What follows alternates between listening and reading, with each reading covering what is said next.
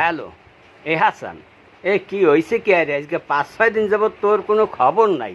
তুই থাও কমে আয়। এই নতুন বিয়াটা তোরে করাইলাম, দেখে শুনিয়া বিয়াটা করাইলাম, তুই এই বউ তুই হালাইয়া থুইয়া তুই গেছো কমে? ঢাকা গেছো? হ্যাঁ কা ঢাকা গেছো কা? আয় মে ভাই কি কম দুঃখের কথা কন। এই 6 দিন হইছে আইছি ঢাকা শহর, এখনো যায় নাই মাজার ব্যথা।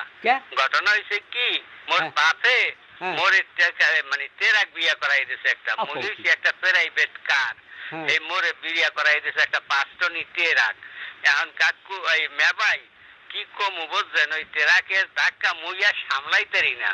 মনে করেন ওই যে বাস যাইতে পরে মোর দেহি কি বেন্যা কালা মুইয়া লড়তে চড়তে পারি না, তাই কোন রকমের জীবনটা লইয়া পলাইছি যে এক রাইতেই বেডি মোরে এসএমএস শরীর ব্যথা করছে, যদি মুই বাইসে থাকি তাহলে তো মোরে বেডি ছাড়বে না।